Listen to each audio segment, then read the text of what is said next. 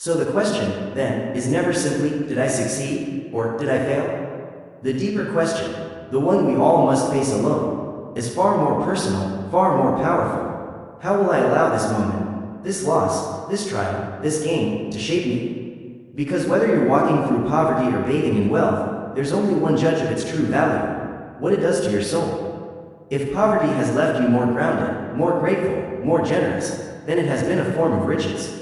If hardship has made you more truthful, more noble, more aligned with your highest values, then it has not been punishment, but purification. On the other hand, if wealth has made you arrogant, if comfort has made you unkind, if success has closed your heart to compassion or blinded your eyes to the pain of others, then you haven't gained anything. You've lost everything. What you thought was wealth has deceived you. It has stolen from you the most precious treasure of all, yourself.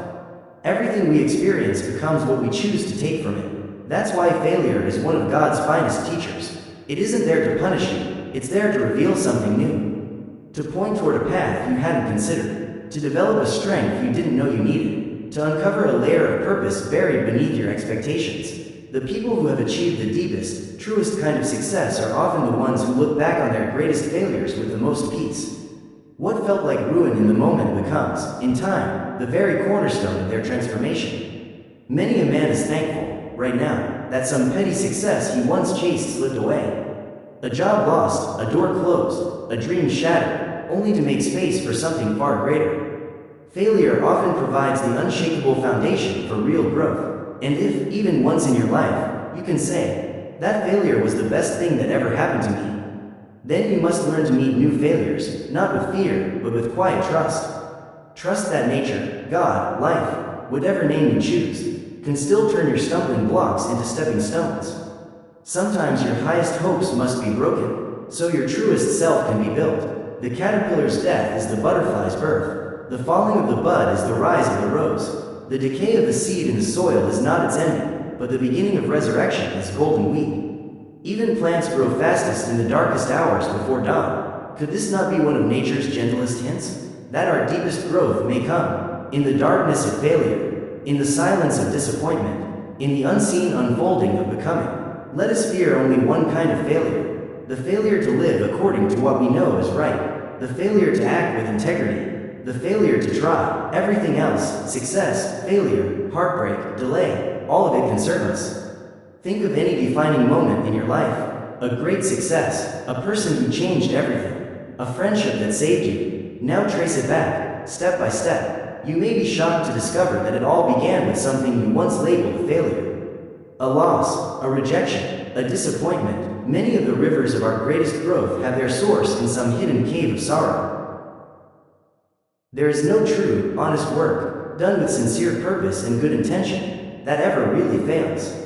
Even if it seems wasted, it plants seeds. Even if no one applauds, it teaches. Even if you fall short, it reveals new wisdom, perhaps a new way to walk.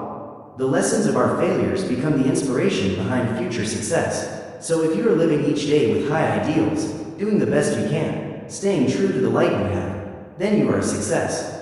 No matter what the world says, no matter what the critics write, no matter what the numbers show, let their statistics stay blind, let their labels fall flat. For those with noble aims and persistent effort, failures are only dust on the journey, meant to be brushed off, not clung to. The rocky road may be rougher, yes, but it is often safer than the smooth one. Birds fly strongest against the wind, not with it, and ships do not sail forward in calm seas, but only when the wind fills their sails and leans them into purpose. There is a sacred alchemy greater than that of any old philosopher, a divine process that turns even the dullest metal of failure into the gold of growth and inner power. If only the mind remains true, the hands keep working, and the spirit has the courage to stand, even when fate strikes hardest. Life, at first glance, is a complicated puzzle. A storm of decisions, a whirlwind of uncertainty, a riddle even the wisest haven't solved, until one day, in a quiet moment, something clicks. A realization, a light. You may never make life simple, but you can make it simpler. There will always be mysteries, always conflicting ideas about right and wrong, great questions that shape the human heart and stump even the greatest minds. The meaning of life, the weight of death, the ache for truth that echoes into the silence of the grave and returns without a clear answer. But beneath all that complexity, There will always be questions we cannot answer. Times when life feels unfair, when the cries of suffering rise, unanswered. And yet, through all this, we are still given hope. In the quiet hours, when no one is watching, we've all heard it, the deep ache of questioning that rises like a storm on the horizon. If there really is a God, if there is justice in the universe, then why is life the way it is? Why does one man feast while another starves? Why does virtue languish in the shadows, while vice basks in the sun, celebrated and praised? Why do the dishonest rise, and the sincere fall? Why is a loving father taken, while a cruel man lives on? Why is there pain that seems so purposeless, suffering that appears so unfair? Neither philosophy nor religion can offer a final, provable answer, not one that satisfies both the logic of the mind and the ache of the heart. Even the best explanations leave behind a residue of the unexplained, a haunting silence where certainty might have been. And so, we're left with one thing: faith, not blind but grounded, not passive but strong, a faith that says, I will not let these unanswerable questions destroy me. I will not surrender my joy to mysteries I was never meant to solve. I will not let the fog of doubt darken the whole sky of my life. Man makes a grave mistake when he demands perfect clarity from the infinite. There are truths too vast for our small understanding, and so we must build our lives on what we can know, on what is fundamental, solid, and true. This world, so breathtaking in its design, pulsing with unseen laws and boundless beauty, must have a creator. And that creator, if truly just, cannot demand more from us than our best. So here is the foundation. Do your best, every moment, with the light you have. Seek more light, walk in the truth as you see it, and live, not in fear, but in quiet harmony with your own conscience. If failure comes, face it, not with collapse, but with calmness. If life leads you through loss, through shadow, through silence, walk there with peace. Because if you've done your best, you can look back without regret and look forward with courage. Upon this foundation, you can build any belief system that uplifts you, any religion, any philosophy. But no matter what structure you choose, it must rest on this same core truth. Live your best, with all you have, in every moment. This kind of faith, this deep integrity, is not in conflict with any creed. It replaces none. It simply stands as the bedrock beneath them all. It's a citadel, a refuge, a place to return when life becomes too hard, too confusing, too uncertain. And more importantly, it's not just theory. A man who only theorizes about life, without living it, is like a starving sailor reading a gold-trimmed menu on a lifeboat in the middle of the ocean. Beautiful, useless, no ideal, no teaching, no rule for higher living, means anything until you reach out, grab it, and live it. Until the theory becomes thought, until the belief becomes behavior, until the principle becomes practice. If you genuinely strive to live your best life, every single moment will reflect that striving. Nothing is too small, nothing is beneath you. The sunlight that paints the tip of a mountaintop also touches a single fallen leaf. The same chemical laws that govern the entire sea apply to every single drop of salt water. And in the same way, no matter how small your task, how dull your duty, how humble your role, if you do it with integrity, it becomes noble. What you bring to the moment transforms the moment. Whatever energy, focus, or ability you have, use it. Pour yourself into what's in front of you, not just for what it is now, but for who it prepares you to become. This doesn't lead to weak, lazy acceptance. Quite the opposite. It creates a divine discontent, not bitterness, but a joyful drive that says, this may not be my final destination, but I will master this moment on the way there. The man who constantly seeks to do his best becomes sharp, aware, and ready. He isn't waiting to be watched. He holds himself to a higher standard, not what will people think, but is this worthy of me? That's the real difference. Take Edwin Booth, one of America's greatest actors. Even when off stage, even when no one was watching, he refused to rehearse with less than full conviction. He would never permit himself to assume a role halfway. To him, every gesture, every word, every glance was sacred. It had to be done right, not for the audience, but for his own sense of honor. For his own commitment to excellence. Because when you live like that, not for applause, not for praise, but for purpose, your life becomes its own standing ovation. Living at your best is not something you turn on when the spotlight hits. It is something you carry into every moment, so that when your name is called, you are already ready. Edwin Booth understood this. Even in private, when no one was watching, he refused to allow himself the luxury of laziness. Even his most casual movements were graceful, not because he was performing, but because he lived that way all the time. On stage, his gestures were natural, not forced, elegant, not rehearsed. The secret? He didn't save his best for the public. He carried it into the ordinary, and the extraordinary followed. Meanwhile, those around him, who tried to turn it on when the curtain rose, struggled. They tripped over their gestures. They fumbled with their lines. Why? Because in private, they were careless. They practiced sloppiness when no one was looking, and paid the price when everyone was. It's the same for us all. The man who's careless in speech, who fills every conversation with cliches, empty phrases, and hollow interjections, who speaks without thinking, and repeats without meaning, will never suddenly become brilliant when the stakes are high. Why? Because brilliance doesn't come from trying to shine. It comes from living in the light every day. Living at one's best is daily training for sudden opportunity. It's not about perfection.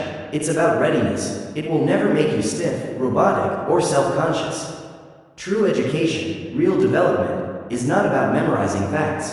It's about shaping habits. It's about building reflexes, so that when life calls, you don't think, you respond. But many people never reach that level, because they've surrendered to one of the most subtle poisons in modern life, the worship of luck. They say, other people are just lucky. I never get the break. But what they don't see are the years of unseen work, the energy, the concentration, the courage, the patience, that made that luck possible. The people they envied weren't gifted with luck. They built it, they stayed ready, and when opportunity knocked, they were awake to answer. But the complainer? He was dreaming, distracted, waiting for fortune to drop into his lap, and so when his opportunity passed by, he didn't even notice it. Discouraged, he compares, he envies, he settles, he mumbles through life, half alive, doing just enough to get by. He samples, but never commits, starts, but never finishes. But the honest struggler, the one who works quietly, faithfully, without applause, must always remember, failure is just an episode.